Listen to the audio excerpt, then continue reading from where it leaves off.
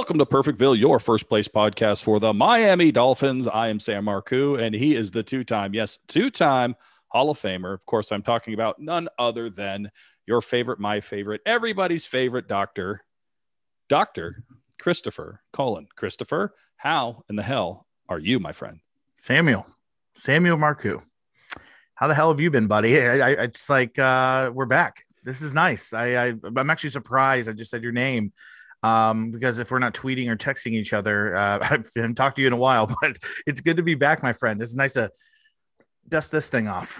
Yeah. No bugs. Let's get the dust right off of here, though. No bugs, no dust. It has been a while, but you know what? For the longtime citizens of Perfectville, this is no news. I mean, we take a break after the season. Usually we take a break during the season, but we took a break after the season, mainly because... You know, it's normal when Raceling didn't even say anything. He's just like, it makes sense. I'm going to plan my vacation this time too.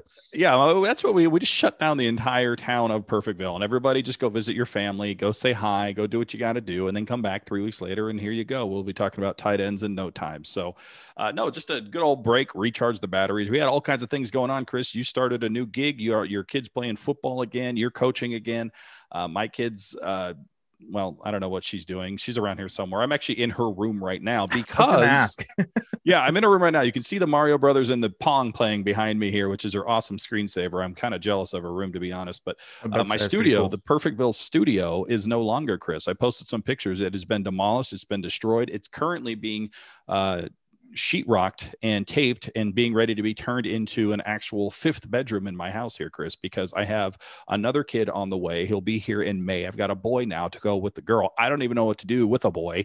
I'm going to have to call you outside of the show to understand how do I raise a boy kid, because I've been raising girl kids and now I've got a boy kid. So there's all kinds of things been going on here. See what happens when you go away for 3 weeks, ladies and gentlemen.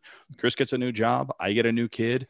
Everything's new in the town. Maybe we should stop doing the show. It sounds like all positive things to me. It's a promotion for me. You get a son. And of course, naturally, you're going to come to me. I'm not only a father of a son, I'm a doctor. I mean, so of course, it's a doctor in Dolphins fandom, but we won't talk about that. It's still, it leads to credence to be able to, let you know here or there. Pro tip number one, always cover up the dangly dang, because he's going to pee and it's going to hit you directly. They're like snipers. It's weird like that. Everyone I've told that is a parent of a son or sons has said, first of all, they're going to break everything. And second of all, they're going to pee on everything. And I'm like, why does everybody keep saying that? But I guess why that's are what boys happens. Dogs? That's so weird. It's like, you're a comedian, Sam. It's like what Louis C.K. said famously in one of his sketches, boys break boys. I'm sorry. I'm just totally butchering. I don't remember him saying boys fuck shit up. Girls fuck you up. Okay, so boys will be physical, they'll break stuff, but hey, buddy, dust it off. Let's go hang out, have a soda, and watch the baseball game with dad. Come here, guy. Girls will manipulate you and and hurt you in ways. He famously ended the joke with he had two girls and one, her toy broke. And when she was crying, he asked what's wrong. She said, well, my toy broke, but hers isn't broken, and asked him to break her toy too. So she suffered, and he did it because they're just so damn manipulative. So boys will, yes, right. Destructive, break shit, but man, you're going to enjoy it. Having a son is one of the coolest things ever. Yeah, I'm looking forward to it as well. And speaking of Louis C.K., I actually opened for Louis C.K. about 2 years ago to the day. So did he jerk off in front of you? No, he did not. But I did make the joke that opening for Louis C.K. in 2019 is like having sex with the homecoming queen 20 years after homecoming, right? Like it's cool. It's like, hey, I got to open for Louis C.K. when? Well, let's just not talk about when. Let's just talk about that it happened. Yeah, that'd be like if I was opening for Carlos Mencia this weekend, I wouldn't even tell anybody. Actually, Carlos Mencia is a friend of mine, so you shut your whore mouth. But Carlos Mencia is a nice guy. He gets a bad rap. He gets a bad rap. He does. He was great. I mean, people act like they can't like him because it's actually funny. If he was famous like maybe 3 years prior to that, nothing would have happened. But like just right at the infancy of the internet with the whole Joe Rogan thing, coming in on the Laugh Factory at him, that's what turned everything around. But dude, like I like Dane Cook too. Like these guys got famous, and like now it's like publicly easy to hate them. Like these guys did their thing and they made money, man. That's awesome. Dane Cook's a friend of mine as well. Strategically, I get friends with all the comics that are now like on the downside of their career. I can see that. Something that happened. Like, do you remember Jamie Kennedy? Friend of course. Mine. Yeah. It's just like I get all these guys that they're like this because of something. And I'm like, I'll be your friend. So yeah, get them on the down swoop, and then hopefully they bring you up. there you go. Well, speaking of friends, we have all kinds of friends for the Miami Dolphins that are in the tight end room. We're going to talk about Mike Gesicki. We're going to talk about Durham Smythe. We're going to talk who I called Dallas Smythe all season long, Chris. I don't think anybody even noticed. I was calling the wrong name all season long. Turns out it's Durham, not Dallas. Sorry, guy. I don't think he would have noticed, honestly. No, I mean, I think Coach Greer called him Dallas. Is that my name? Is that my name? So we're going to talk all about the tight ends, because if there is one bright spot in the Miami Dolphins offense, and Chris and I have been spending the offseason trying to figure out how to fix the offense. We talked about the quarterbacks. We talked about the running backs. We talked about the wide receivers. We obviously have tight ends, and then the offensive line. And then we'll see how our predictions come true here, Chris, because we'll be going into free agency at that point. But something we got to talk about before we talk about the tight ends is some news that has happened here for the Miami Dolphins. We have had some news in recently. Kyle Van Noy, the big offseason signing last season as a linebacker coming from the New England Patriots to the Miami Dolphins. He got too old, Chris. He turned 29, almost 30 years old, and we're like, we can't have that. So we actually officially released Kyle Van Noy today here, Chris, as we record right before we went on the air. What are your thoughts on Kyle Van Noy, his one season with the Miami Dolphins, and why do you think he was let go? So I guess surprisingly. I'll start with the second question. He was let go because the cap went down. It went down almost 10%. That's a big drop. 182.5 million. I think last year was 198 million. So Van Noy, I think, is a cap casualty. That's the second question. The first part, how do I feel about it? I don't like it, Sam. And here's why.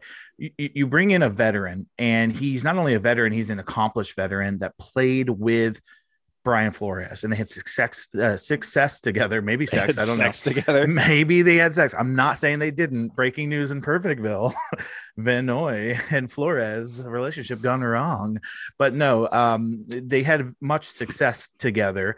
And what does this say to other free agents, especially ones without connections to Brian Flores and the New England Patriots? Hey, if something goes wrong and the cap goes down, you're the first guy to go. 1 year into a 4-year deal. I get it. If it's a 2-year deal, if it's a vet minimum, if he is 35, 36 and on the end of his rope, the whole like get rid of him 1 year early instead of a year late, Patriot way. This is 8 years too early, 5 years too early. Van Noy was helping us. He was a leader, a veteran guy that was still young on the young side, Twitch channel, things like that.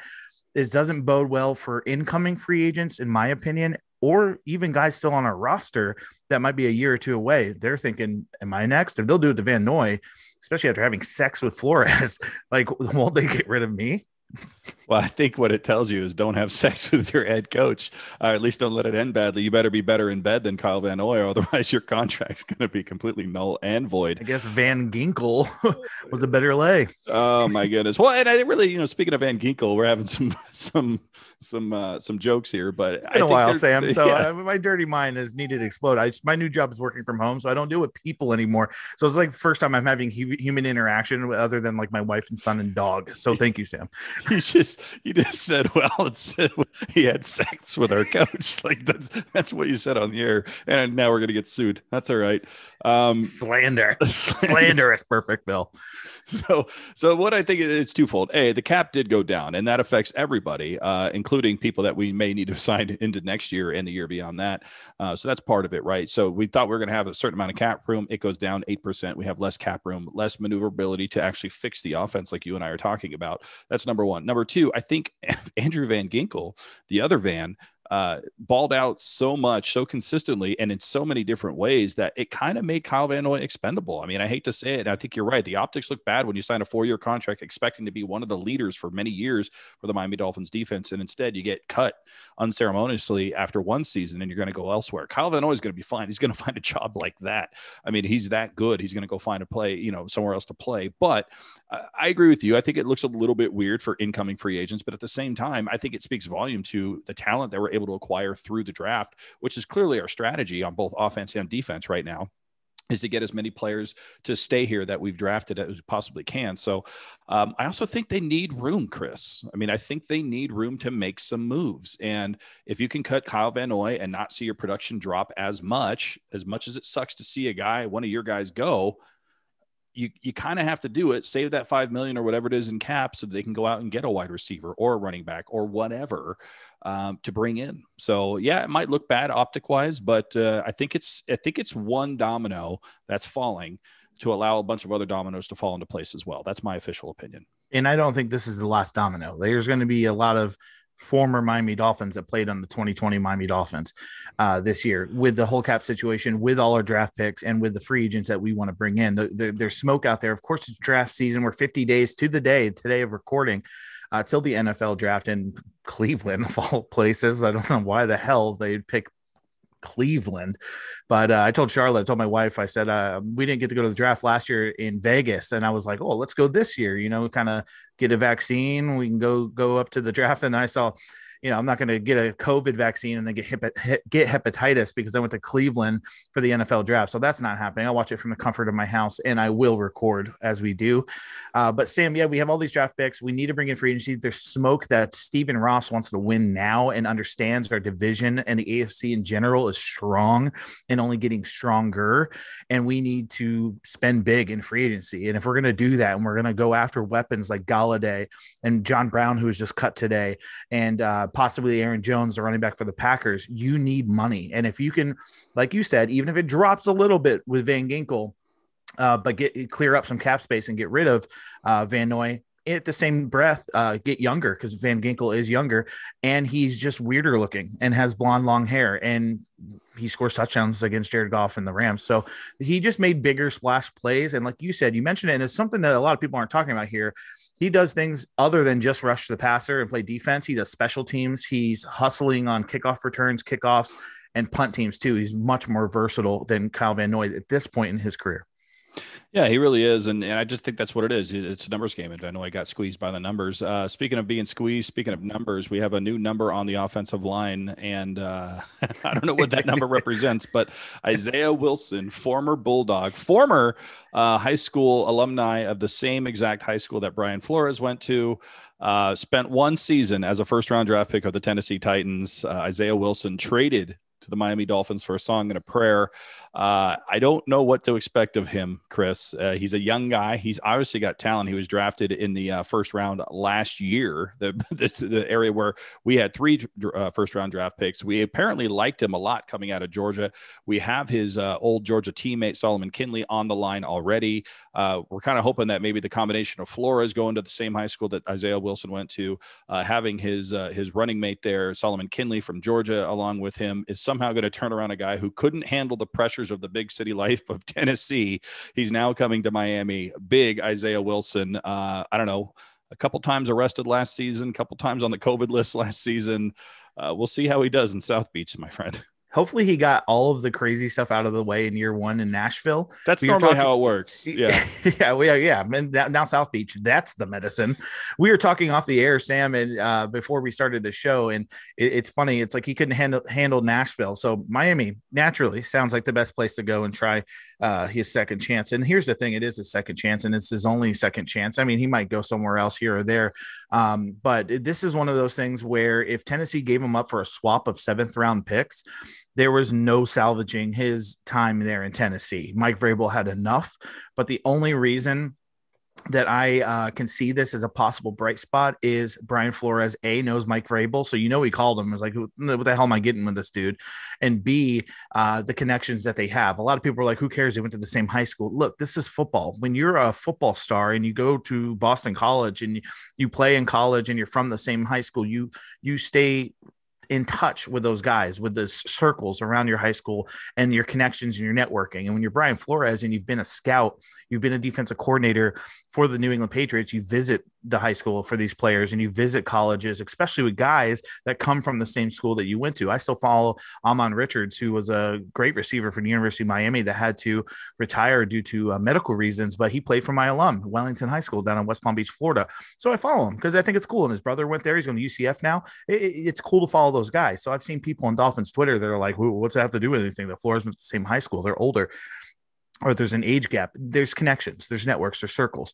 So if he can, of all people, Brian Flores, that will go and literally try to fight other people for his teammates, for his players, and he has his former teammate Solomon McKinley next to him that possibly can ring him in and be like, hey, dude, look, this year if you've already that mission failed after one season as a first round pick, hopefully there's no risk. There's no risk, Sam. We cut him. That's it. Tennessee's paying him more than we are this year, and it was a 7th round pick. Who cares? We drafted a long snapper with a 6th round pick last year.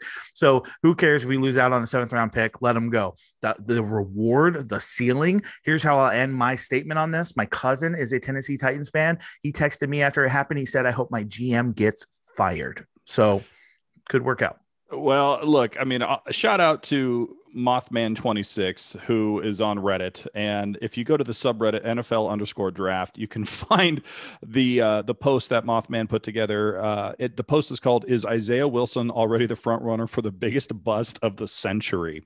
The century, Chris. So we're going to put together, this is what happened. This is one season, ladies and gentlemen. So he started the season on the COVID list due to being caught at a TSU party. All right, strike one right there. Reportedly came into camp 30 to 40 pounds overweight and was outperformed by career backup Dennis Kelly. I've never heard of Dennis Kelly, but apparently this first round talent was not good enough to beat out this old schlub, Dennis Kelly. Hate people with 2 first names. Exactly right. Got caught for a second time at a TSU party, this time looking to jump off the 2nd floor balcony to escape the cops who were breaking up the party. He's going to college parties as a professional athlete. He's college aged, so I don't really hate him for that. But yes, you have to be smart enough to know that when you're 6'6", 370 pounds, jumping off the 2nd story balcony to run away from the cops is probably not going to be the smartest thing in the world. But because of that, he ended up back on the COVID list again due to exposure of people at parties. Now, this is all, again, first week or 2 of the season here, Chris. He gets back from the COVID list, and he celebrates by going for a little bit of a joyride in his car, gets a DUI for doing burnouts at an intersection, and then crashing it into a cement pillar, and then asking for help on Instagram. Okay, so this is all happening before the season started, by the way. This is all before the season started. So good first impression for a new employer. The time he was drafted by the Tennessee Titans in the 1st round, and the season hasn't even started yet. He's been on the COVID list twice. He's been arrested twice. He's got a DUI. He's asking for help for his crashed car on Instagram. He gets his first snap week 11. So finally makes it into a game. He only had 4 snaps on the season, Chris. His first snap happens week 11, and it's in special teams, and you can find the play. He absolutely gets flatlined by the defensive lineman. Bad technique, doesn't know what he's doing. They snap the ball, and he's immediately on his back, and the field goal almost gets blocked because of it. So after all that, celebrating the fact that he's finally in the game, what happens? He gets suspended for violating the team rules. And then 4 days later gets put on the non-football reserve list for a separate incident. So that's just his rookie season. And it's not even over, because then you get to New Year's Eve, Chris. And you know what happens when you got new money on New Year's Eve? You're talking Instagram posts with money flying everywhere, naked, butt naked, awesome looking, naked, butt naked strippers everywhere on a boat party. Just throwing it around, ended up on the COVID list again. In his postseason press conference, Mike Vrabel sounded like a defeated dad talking about his 45-year-old stepson who still lives in the basement when talking about Isaiah Wilson. And what's he up to now? Well, his birthday was just a couple days ago, and he posted about a big party that he was having in Miami. And then this morning on Instagram, the day after his birthday party, he posted this. In case any local or federal investigation by any department, entity, or anything similar to, I do not have any involvement in drug or sales of drugs, nor partake in any involvement in street crime. This account is strictly for entertainment. So that was Isaiah Wilson's rookie season. Good God, he got a lifetime worth of debauchery out of the way in about 6 months. He's now a Miami Dolphin, Chris. I don't know if can we give him Richie Incognito's old number? I feel like that's just the way to do it. I feel like it's going to be Richie's just to be ironic, or it's going to be one step up, one number up and be 69. Or it's going to be 00 because he's just going to be a mascot with TD and he's not going to be playing for our team. I don't know. I didn't know that list. That list is unbelievable. It's a scroll. It's more of a scroll, especially considering it's the last 365 days, less than that. Since he's been drafted. So yeah, unless Brian Flores has some magical dad look where he just across the room, does the whole stare thing, he probably won't make it to training camp. I mean, maybe we can give him Mark Walton's old number. Who knows? I mean, he makes share a cell together. Like, oh, trivia. We're the first two cellmates that share the same NFL number and the same team. That's great. And I think 69 might be appropriate if you watch the videos I watched of that stripper party on New Year's Eve with Mr. Isaiah Wilson. So there you go, ladies and gentlemen. There's your entertainment. Has been a tall stripper. So he's huge. Who's 69ing him? Is she like sucking his belly button? There's so much sex talk on our show. This is about football, Chris. What are you doing? Well, Kyle Van Noy gets cut because he had sex with Brian Flores, and Isaiah Wilson gets traded because he had sex with everybody else on the planet. So there you go, ladies and gentlemen. There's the news when it comes to the Miami Dolphins. Kyle Van Noy, we say goodbye from Perfectville, and Isaiah Wilson, we say welcome to Perfectville. Good luck. Good luck. Well, with that, Chris, let's talk about something a little more enlightening, because we're going to talk about the offensive line in depth on the next episode of Welcome to Perfectville. But on this episode, that was just the intro, ladies and gentlemen. We're talking about the bright spot, the lone shining star of the offense. And that, of course, would be the tight ends room, ladies and gentlemen. Mike Gesicki, Durham Smythe, Adam Shaheen, sometimes Mac Hollins. What a great group of receivers and tight ends for the Miami Dolphins in 2020. And I'm not being facetious. I mean that 100% here, Chris. Just give me high level right now. What are your thoughts when you think about the tight ends for the Miami Dolphins in 2020? Good. Yeah. If we don't have to talk about them or worry about them, then they were good. Did they blow the doors off and it's, Travis Kelce type? No, but I think Gesicki can get close to that. I don't know about the production of Travis Kelce. He's just out of this world for that position. But Mike Gesicki is one of those guys that is almost, I don't want to say generational, but he transcends the position, right? So he's got he's tall, he's lanky, he makes athletic, ridiculous highlight catches. He can be a mismatch on on linebackers and even some safeties. And then he can use his physical abilities to beat corners one-on-one. So he's a huge mismatch nightmare. And no matter what quarterback we've had so far, they love throwing him the ball. Who wouldn't? With that catch radius, with his height, with his leaping ability, and his ability to just make that ridiculous circus catch. So Mike Gesicki just individually is what makes that tight end room so good. And I think the greatest thing about Gesicki and his abilities is having somebody like Shaheen, who's secondarily, he's on the next tier, maybe one less than that. If Gesicki's on tier 1, he's in tier 3, but he complements the team well. And to give him a break and a breather. And then you got Smythe in the middle there that does kind of both. He's good in the red zone and he's great at blocking. And you need all they're like all three the best tight end in history as three separate players if you combine their talents. So all we need to do now is just clone them and make one actual super tight end, and that's what you got. But yeah, all good for sure. Yeah, I mean, if you talk about combining their talents, when you combine their numbers, Chris, it is statistically the best the tight ends have ever done for the Miami Dolphins in all of our years. 91 receptions, 1,161 yards receiving, and 11 touchdowns. Now, to your point, if you were to break that down by individual, the majority of that is Mike Gesicki. Let's not kid ourselves. In terms of receiving, that includes running backs and wide receivers. He was the second best receiver on the team behind Devontae Parker. 53 receptions, 703 yards, and 6 touchdowns. So half of the touchdown production from all the tight ends came from Mike Gesicki. The majority of the yardage came from Mike Gesicki. And what did I say? 53 receptions out of 91. So a little over half of the receptions came to Mike Gesicki. The reason why the tight ends are good is because Mike Gesicki is very, very good. And I agree with you. I'm almost ready to call him the best tight end the Miami Dolphins have in terms of talent across the board. I'm talking in all of history of the Miami Dolphins. He's a better athlete than just about any tight end we've ever had. And if you start to look at what he's done over the last couple seasons, as people are starting to use him, because Adam Gase did not use him correctly, but ever since Coach Flores and Chris Greer have identified him as the player, he's doing really damn good. And you know what? He's also a leader, which is great. Something that we've wanted Devontae Parker to be for a long time. I remember watching Durham Smythe catch his first career touchdown this past season here, Chris. And Mike Gesicki wasn't even in the game. It was a goal line sort of situation. And you think Mike Gesicki should be there. He's basically your best receiver, especially at the tight end position. But the package didn't call for it. Instead, Mike Gesicki was on the sidelines. And that was probably by design, because it was probably like, okay, Durham Smythe is in. He's the blocking tight end for the Miami Dolphins. They're going to try to run it in with, Suvon Ahmed or whoever was back there for the running back position. Instead, they throw a touchdown to Durham Smythe. First person to congratulate Durham Smythe on his first ever tight end touchdown as a tight end in National Football League, Mike Gesicki, was sprinting from the sidelines, grabs Durham Smythe, and then later puts a Facebook post or a social media post out there, Chris, that says, when you're just as happy for your best friend to get his first touchdown as you are when you got yours. So this room is tight here, Chris. They have cohesion. Durham Smythe and Mike Gesicki are best buds by their own admission. So not only do you have talented guys who complement each other, you have talented guys who complement each other who happen to like each other quite a bit when you have Durham Smythe and Mike Gesicki. And then Adam Shaheen, we got for a song and a prayer from the Chicago Bears last season. And he comes in, just like you said here, Chris, and he just adds to everything. I mean, especially later in the season, you could see he was starting to come on. It looked like he was starting to have a rapport with Tua Tagovailoa as the quarterback. And all of a sudden, you've got a three-headed monster at the tight end position. And I love all three of these guys, Chris. I'm so happy that they're all under contract.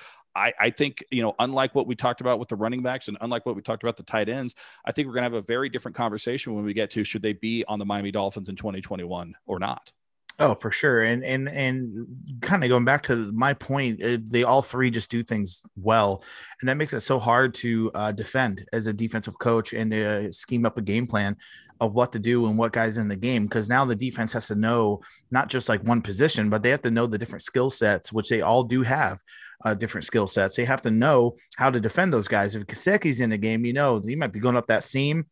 He might be doing a crossing route, and he's got this gigantic catch radius, and we have to defend that, be prepared for that. If it's Smythe, like you said, they might start keying the run, but also he's sneaky out of the backfield with his catching ability. The cool thing about all three of these guys, Sam, and I think you probably agree, and it's not something that's talked about a lot, these guys, all three have sure hands. Like all three, there's no drop issues. There's nothing like you can't trust them on 3rd down and 5. They're going to go down and slide and make a catch, dive and make a catch, take a hit and make a catch, or just make a ridiculous circus catch. So when you have all those things combined, including the schematical issues that it causes the defense, it's a great room. And to see that they're close and the chemistry is close, I think COVID helped with that too, because those guys, they're in pods. They had to stay in these little groups. And if that happens naturally, guys with like-minded jobs and like-minded skill sets and then positions, they're going to rightfully be magnetically attached to one of each other's hips. And it's cool that they're friends, and that's going to help the locker room. And that's what you want in the young locker room, and one that you're trying to build for future success. Yeah, and just to further put that point home, do you know who had the longest reception from scrimmage all season long for the Miami Dolphins? Hollins and the Raiders play? No, that was about 34 yards on that one. It was actually Mike Gesicki at 70 yards. That was the longest play from scrimmage in terms of reception. Number 2 was, of course, actually from that same Raiders game, but not Mac Hollins, but actually Gaskins with that little pump off play that he ran. But when I look at the long in terms of everybody on the Miami Dolphins who caught a pass for the Miami Dolphins in 2020, Preston Williams is at 47 yards. That's the best at the wide receiver position. Wow. Right after him is Durham Smythe at 40, or not Durham Smythe, Adam Shaheen at 43 yards. So Adam Shaheen had a longer play from scrimmage than Devontae Parker. He had a longer play from scrimmage than Jakeem Grant. He had a longer play from scrimmage from just about everybody not named Mike Gesicki, Preston Williams, and of course, Myles Gaskin there. That's ridiculous. So if you just kind of talking about that point, Sam, that just shows that we need to get playmakers, that there's no one making yak. There's no one making yards after catch. And the 2 times I can think of, he should have had both probably, is Jakeem Grant on the crossing route that he dropped or bobbled, and then it caused him to slow down and the guy to catch up. And then the deep ball where he was Tua was at his heels at the end zone and threw it deep and bounced off his hands. He should have been 1 and 2 for that, but it just shows right there, there's a couple of plays, but consistently across the board, it's sad that your 3rd string tight end is right up there with Preston Williams. Yeah, but at the same time, I mean, I'm looking at it the other way because you're right. I mean, we talked about the wide receivers and we talked about the running backs and the fact that we need a lot of help there in both free agency and the draft. But when I look at the tight ends here, Chris, I'm not seeing any holes in the game right now. I mean, you look at all three of those guys. If one guy goes down, I have confidence that Durham, Smythe, and Adam Shaheen, if it's Gesicki that goes down, can hold the fort down for a day, right, for a game. And same with if Shaheen goes down, we know we're good with Gesicki and Smythe. So I'm going to go through this real quick. I think we're going to agree on all of them, but let's just go through all three of them. They're all under contract going into the 2021 season here. So this is going to make it easier. But Mike Gesicki, should he stay on the Miami Dolphins in 2021? Yeah, I riot if he's not. All right, there you go. Durham Smythe, his best buddy there, does he stay on the Miami Dolphins in 2021? Don't see why we'd ever get rid of him. Yeah, put a good running back behind him, let him block for him. There you go. And then, of course, the three-headed monster, the third head of that three-headed monster, Mr. Adam Shaheen. What are your thoughts on him? Unless we can upgrade, which I don't see one out there in free agency or in the draft, unless you get like Brevin Jordan from Miami in like the third or fourth round, then yeah, I would upgrade Shaheen, but I don't see that out there and that being a position of need for us at this moment. So I wouldn't, for us to get a Brevin Jordan or Pitts, you'd have to use one of our high first, second, or third round picks. And I don't see us using that on a position that's 3 deep. No, I don't. I don't either. And this is why it's going to be a short episode of Perfectville because we're pretty happy with the tight ends here, ladies and gentlemen. If they just do exactly what they did in 2021, or I'm sorry, in 2020, in 2021, with the progression of Tua Tagovailoa as the quarterback and some other weapons around these guys, I think we're going to be just fine. But for shits and grins and giggles here, Chris, we are going to take a little bit of a break. And when we come back, we are going to talk about what could happen and what does it mean if the Miami Dolphins do decide to focus on tight end here in this offseason? What does that mean long term? I mentioned everybody's under contract next season, Chris, but the season after that, we got some free agents in the tight end room that we're going to have to talk about. So let's talk about what the Miami Dolphins could do to hedge their bets going into next offseason when Mike Gesicki and Durham Smythe and Adam Shaheen are all free agents. So we'll go pay some bills. We'll come back right after these words.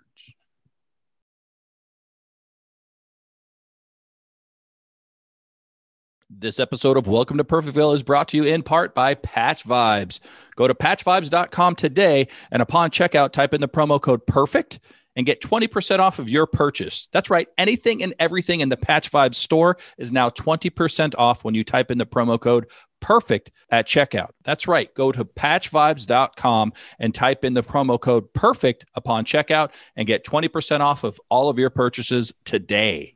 And just like that, we're back in your ear holes. Christopher Collins, Sam Marcoux, talking about the tight ends for the Miami Dolphins. The one lone shining bright spot from week 1 all the way through week 17 was the tight end room here. We already talked about what Mike Gesicki brought to that tight end room, and collectively between him, Shaheen, and Smythe, what they're able to do. That was the most prolific tight end room we've ever had, Chris, for the Miami Dolphins. So both of us agree we don't really want to see much change in 2021 and beyond.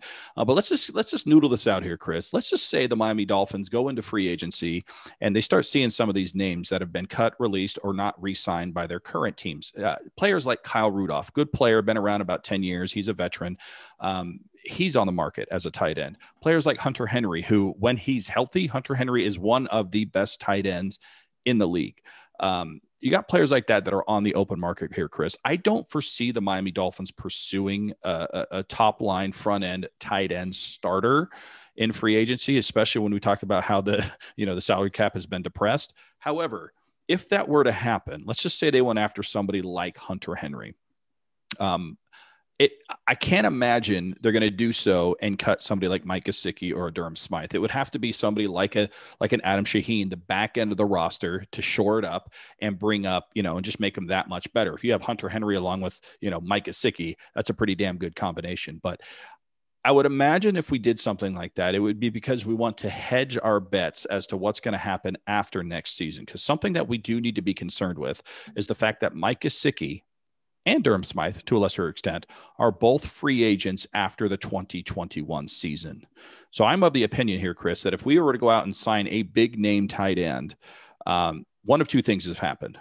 One of our guys has gotten injured early, meaning like in the next week or two, or they don't think they can re-sign Mike Gesicki when he's a free agent next offseason. and they're hedging their bets and trying to get talent in now to keep that pipeline going, pair him with Gesicki for a season, and then push Gesicki out, or push the veteran out if they are somehow able to come to terms with Mike Gesicki. That's the only way I see us going after, a front end tight end starter in this league as a free agent. Yeah, I don't see that happening. And I know they can do that, but I don't see Chris Greer and Brian Flores being the type to make roster decisions based on a year or two from now contract situations, because there's just too much what ifs. There's too much to wonder. Is the stadium is going to be filled with fans now this year due to the vaccines and the season starting in the fall. And in that case, if so, is the cap room going to go back up? Are we going to have somebody that breaks out as a rookie or a late round draft pick or a flyer that we took on a guy? Is somebody going to be available that they didn't expect next offseason? So no, there's too many things to wonder about. You worry about that towards the end of this year. You start having those conversations with Gesicki. You're like, hey, listen, what are you going to ask for? What are the demands? What are you garnering?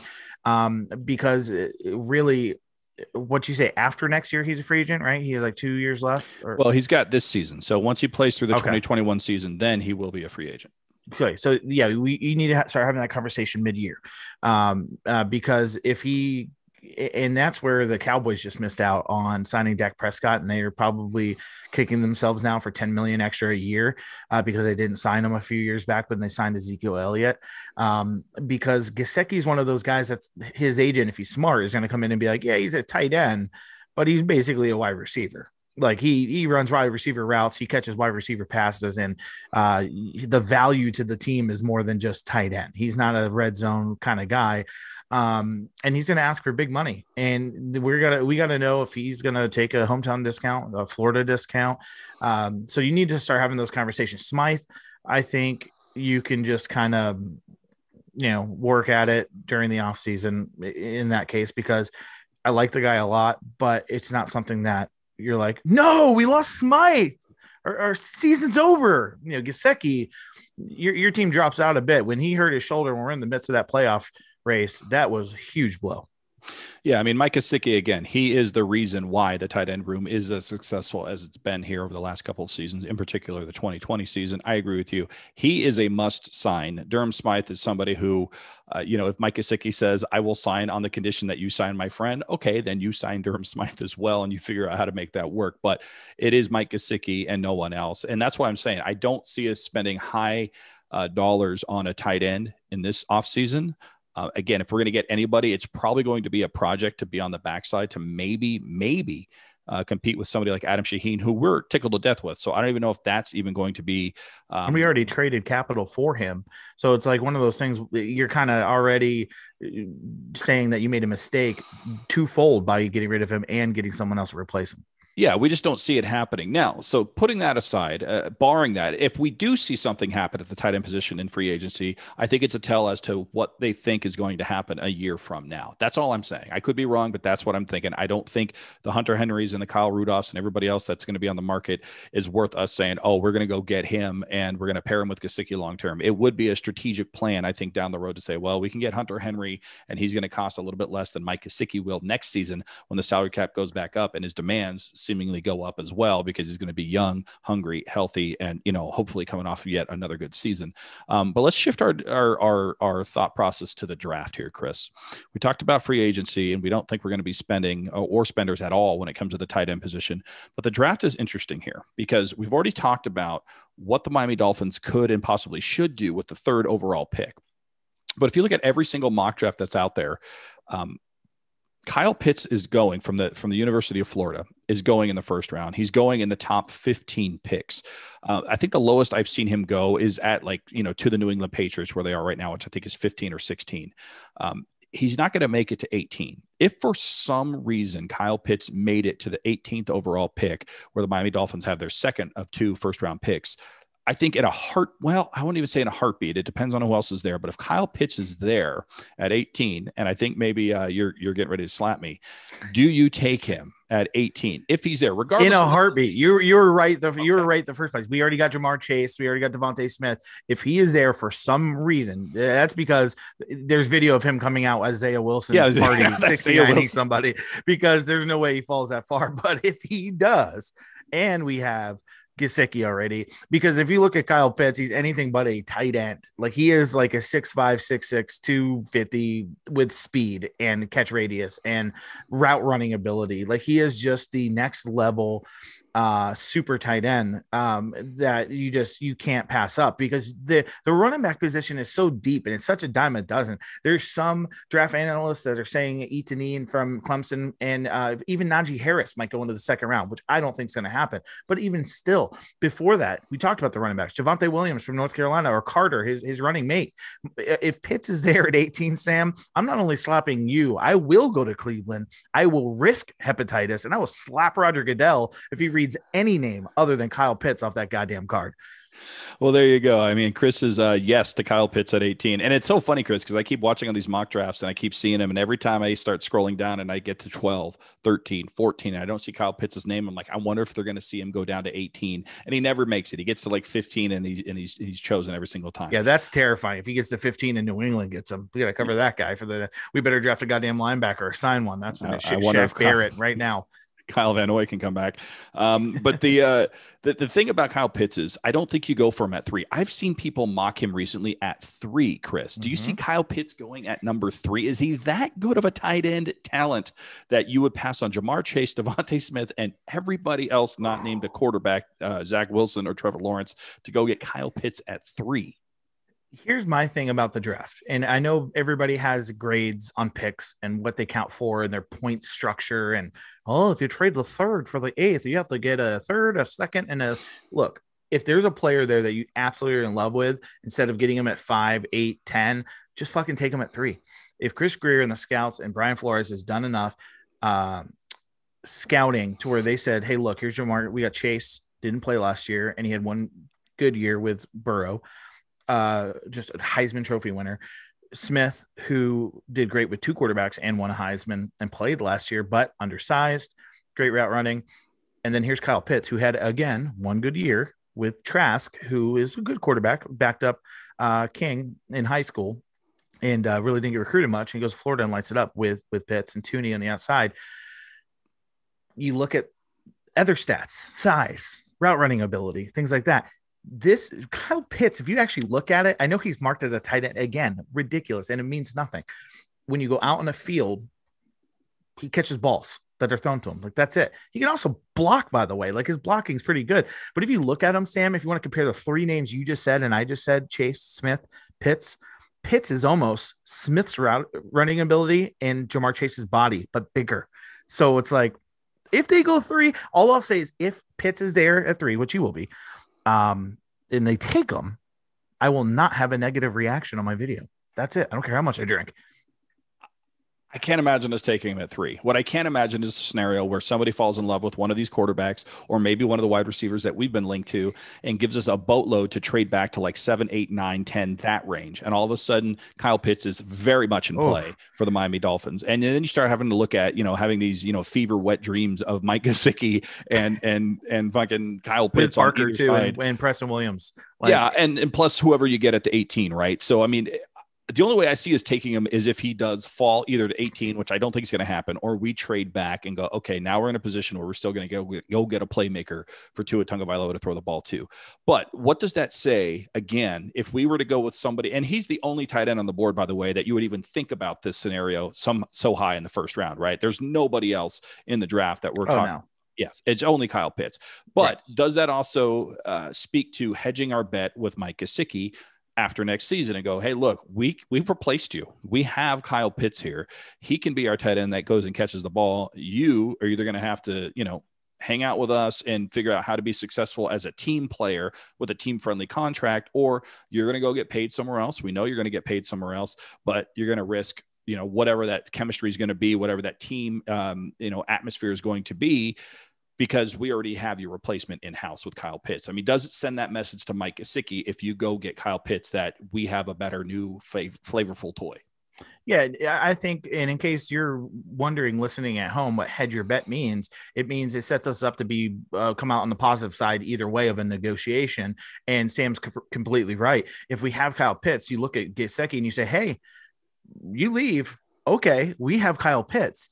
If you stay, you get to play with Kyle Pitts. Like, do you want to win and dominate and get less double teams and give our offense that you're familiar with and a city you're familiar with and the city that gave you your first shot? It's giving us a win-win either way, because you lose Gesicki, of course that hurts, but you still have Kyle Pitts and you possibly have Kyle Pitts with Devontae Parker and possibly Kenny Golladay and possibly Preston Williams and possibly Sam. Here's my thing. And you talk about fever, wet dreams and all that. We're 50 days away from the NFL draft. If we could trade back with a team, let's say Carolina Panthers, I really like that kid, Trey Lance from North Dakota State or whatever. And they trade us, just like you said, boatload of cash and just picks and possibly a player. And we move down to 8 and Pitts is there. And we take Pitts and Najee Harris at 18 and a pass rush in the beginning of the second round. And we're sitting there and just without any other free agents, any other of our draft picks, which we have a ton of. And we start the season fresh with Preston Williams, Devontae Parker, Mike Gesicki, Kyle Pitts, and Najee Harris with Tua Tagovailoa. And God damn it, don't forget Isaiah Wilson.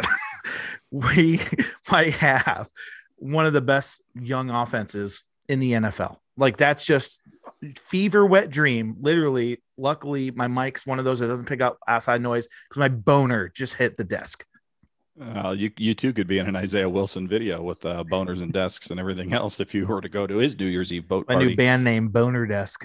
Boner Desk. I mean, look, I think that's the only scenario where drafting a tight end, again, the talent that we already have right now for the Miami Dolphins in the tight end room is great. I mean, I have zero complaints. But if you can be better, then you go try to be better. Kyle Pitts makes you better. Now, assuming that doesn't happen, assuming Kyle Pitts goes to, I don't know, the Broncos or wherever it is he's going to end up going, there's not another tight end prospect, in my opinion, worth using high draft capital on. I know you have a name in mind that you already mentioned, but to me, the only other way you draft a tight end, if it's not Kyle Pitts, is later, like a 6th round project, 7th round project, somebody who's going to run real fast on the kickoff and punt return teams and, you know, block on the inside when you're trying to kick field goals with your very rich kicker. That's it. You get yourself a project tight end because I have no reason to break up the 3-man band that we already have with Shaheen, Smythe, and Gesicki unless you get somebody like Kyle Pitts. But you think there is somebody else that we should at least consider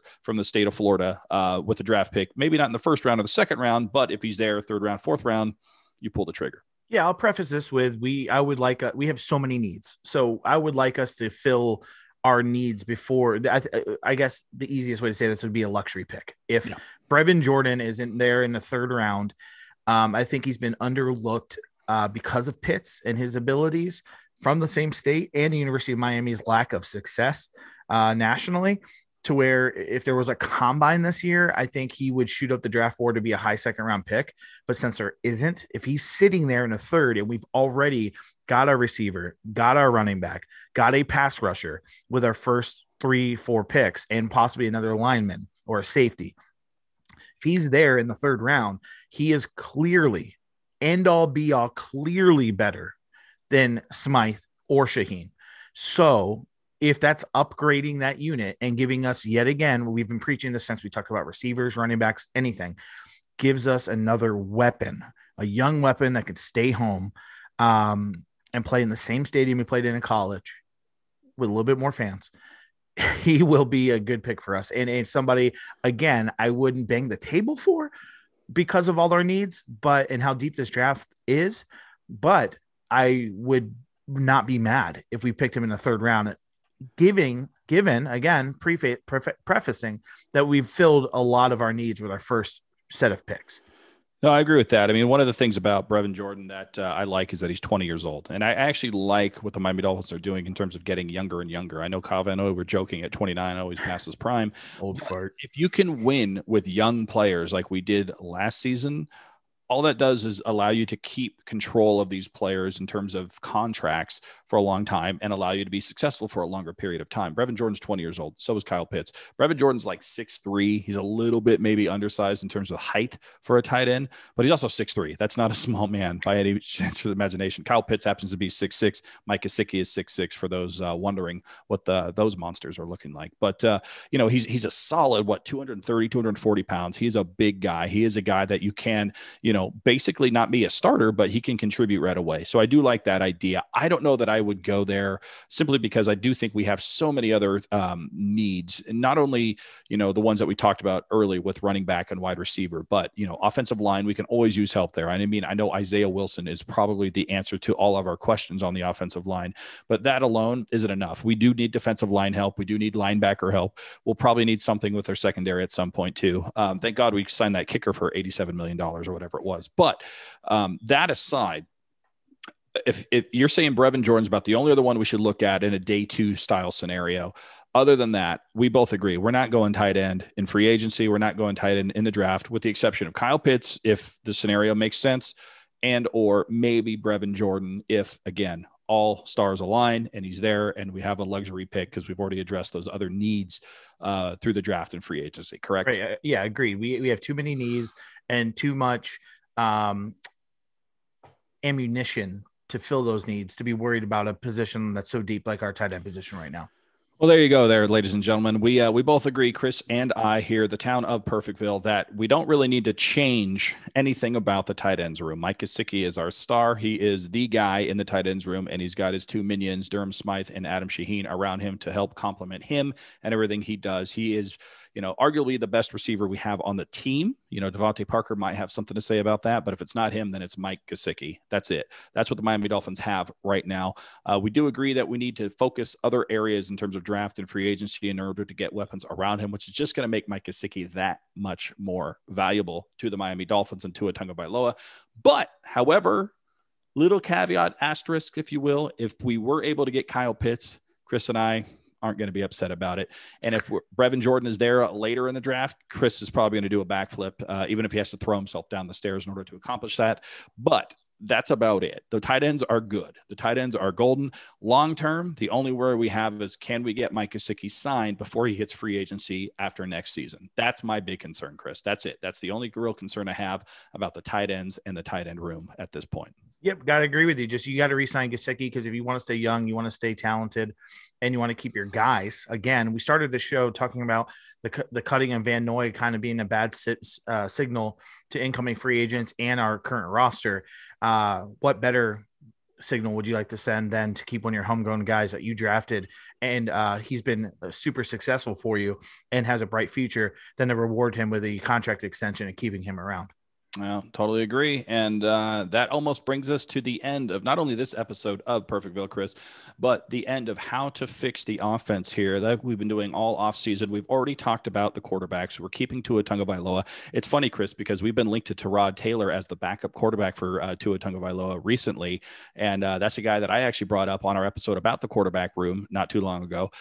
We talked about Kenny Golladay on our episode with the wide receivers, and it looks like we're very much linked to not only him and Marvin Jones, as well as a couple others in the wide receivers in terms of free agency. We both agree that we'll need to go get a young running back early somewhere, first, second round in the draft. Najee Harris, Travis Etienne, any of those guys that we talked about, 18, I don't know how to say his name, doesn't matter, until he becomes a Miami Dolphin.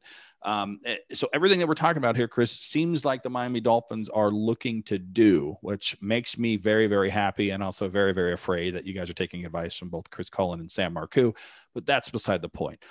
We agree that tight ends are good to go right now. We are going to start looking at that offensive line. It looks like the Miami Dolphins, maybe we should do an offensive line first, Chris, because they started making moves like Isaiah Wilson. We're like, I don't know if that's a good move or not, but we're going to talk about the offensive line on the next episode of Perfectville. What worked, what didn't work, who needs to go, who needs to stay. And we can't ignore the fact that we've had about 87 offensive line coaches since Brian Flores came to the Miami Dolphins. So we need to address that as well. But after that, Chris, the offense will be fixed. Free agency will be here, and we'll just see how good our game plan was, what our roadmap was in terms of what actually happens to what you and I said should happen here. So it's exciting times here, Chris. We're going to be, before too long, we will be in free agency. And then, as you said, 50 days from today, the NFL draft starts. Oh, I can't wait. It's one of my favorite days of the year. I take off that Friday every single year for PTO because I love it's a party in itself. Just you're welcoming new players that you watched in college on Saturdays, join the fraternity that is the Miami Dolphins franchise that we're such big fans of. So the NFL draft is exciting. We're a week away from free agency, which is exciting because we have money to spend and needs. So this is going to be a really exciting next few months here in the town of Perfectville. And in the town of Perfectville, at least on the west side of town here, the sun is setting Are directly you on my face. So I think that's a good time for you and I to pull the chute and get the hell like out White of Perfectville. Vision from WandaVision. I wish I was White Vision. I just fly the hell out of here right now, but no, I can't. But the Mind Stone is here. Everything that we need to know about the Miami Dolphins and how to fix the offense is happening. The tight ends room, Chris, keep it the same. Keep the lock on the door the same. Everybody's allowed back in here in 2021. And if Kyle Pitts comes knocking, you answer the door and let him in. But other than that, we're leaving him alone. There you go. Much ado about nothing. Chris, anything else you want to say before we get out of here on this very, very special episode of Welcome to Perfectville? If Van Noy had a tight end, maybe he'd still be a Dolphin. but instead, he was a wide receiver. That guy listens to this show. You know that, right? He's gonna. I feel bad. I hate he's gone. Just so I hope he listens to the end. He didn't turn it off already. They had success. I don't think he has sex with Brian Flores. But if you do, cool. It is Miami. All right. Well, and on that note, I guess it's time to go. But we missed all of you. Welcome back to Perfectville. On behalf of Chris Cullen and myself and everybody at the Fanatics Network, only thing left to say is goodbye from Perfectville. Later. I'm going to say it again. Goodbye from Perfectville. Later. Anybody want us to buy this Michael Jordan card? They're like, that's pretty good. It's not even a Wizards card. Why would I buy that? It's not a White Sox card. What is that? Malarkey.